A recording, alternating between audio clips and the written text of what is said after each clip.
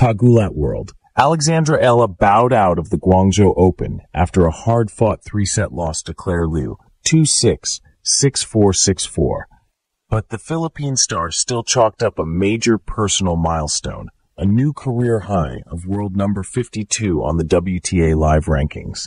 Even in defeat, Ella's steady accumulation of points across the season and her sustained presence at WTA-level events pushed her to a fresh peak in the live ladder, an achievement that underlines her upward trajectory this year.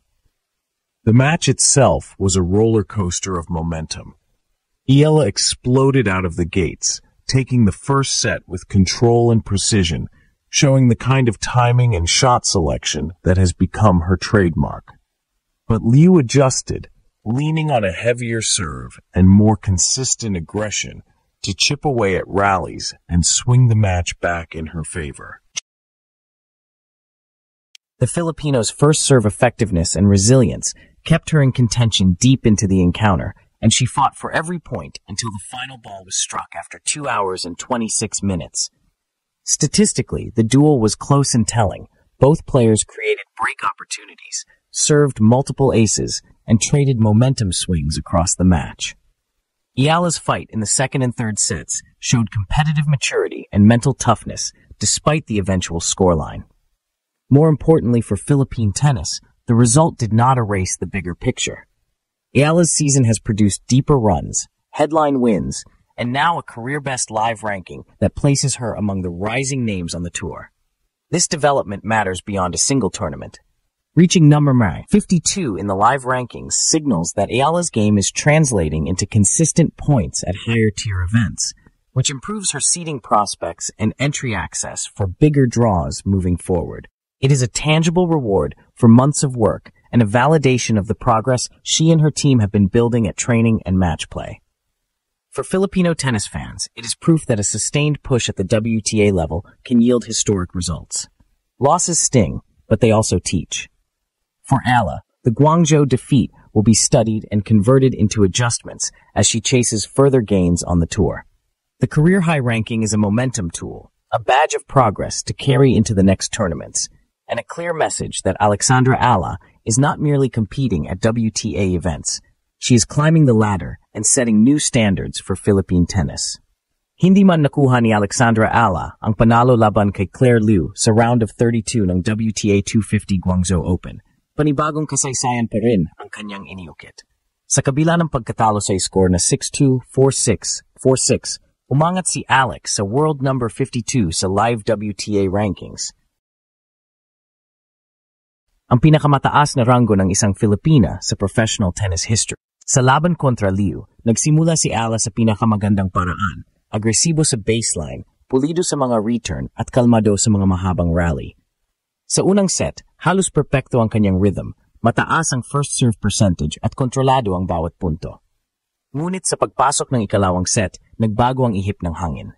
Ginamit ni Liu ang kanyang mas mabigat na serve at mas matatag na ground strokes para dahan-dahang kunin ang momentum. Sa loob ng 2 oras at 26 na minuto, naging bakbakan ang bawat punto. Puro grit, puro puso. Bagaman natalo, hindi nawala ang significance ng laban.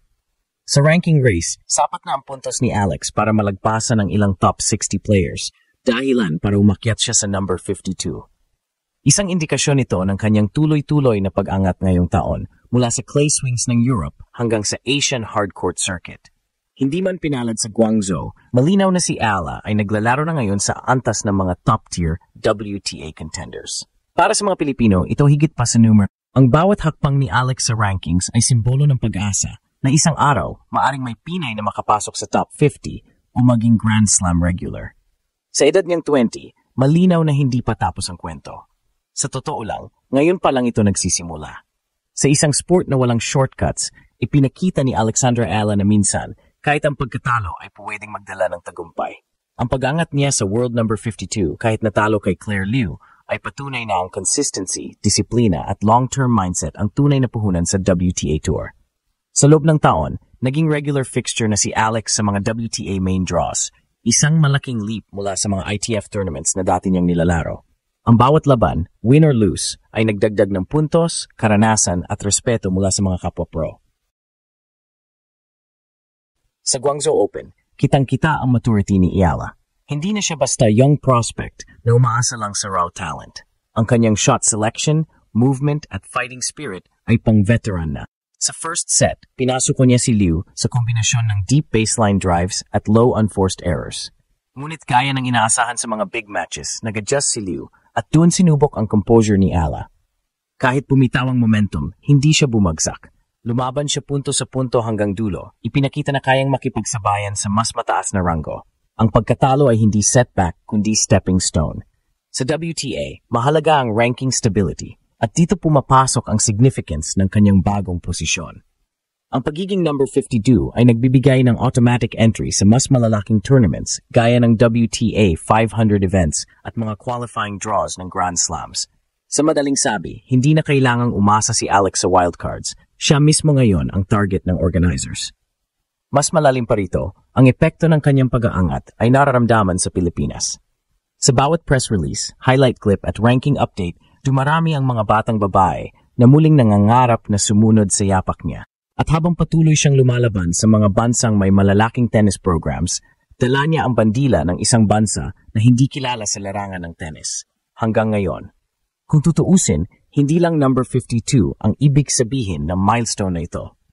Ito ay mensahe na ang pag-akyat ni Alexandra Ayala ay hindi aksidente, kundi bunga ng mahabang proseso. At kung ganito na siya kakompetitibo sa edad na 20, malabo na siyang manatili sa numerong ito. Ang susunod na tanong na lang, gaano kataas pa ang kayang marating ng Pinay na ito sa mundo ng tennis? Kahit natalo si Alexandra Ayala sa isang maigpit na laban kontra kay Claire Liu, marami pa ring dahilan para ipagdiwang ng mga Pinoy fans ang kanyang pag-angat. Sa pinakahuling live WTA rankings, umakyat na si Alex sa career high rank number 52, ang pinakamataas na posisyon sa buong kasaysayan ng Philippine tennis. Ang ganitong ranking ay hindi lamang simbolo ng personal na tagumpay, kundi patunay na kaya ng isang batang Pinay makipagsabayan sa mga elite ng mundo. Sa edad na 20, si Ayala ay nasa unahan ng bagong henerasyon ng Asian tennis stars na patuloy na bumabasag ng mga record. Ang laban kay Liu ay nagsilbing aral at inspirasyon. Makikita sa stats na halos pantay ang laban, 93 total points para kay Ayala at 87 para kay Liu, na nagpapakita ng kapwa mataas na antas ng kompetisyon. Kung may pagpapatuloy ni Alex ang kanyang consistency at mental toughness, malaki ang posibilidad na makapasok siya sa top 50 bago matapos ang taon. Isang paalala ito na minsan, kahit sa pagkatalo, may panalo pa ring nakatago.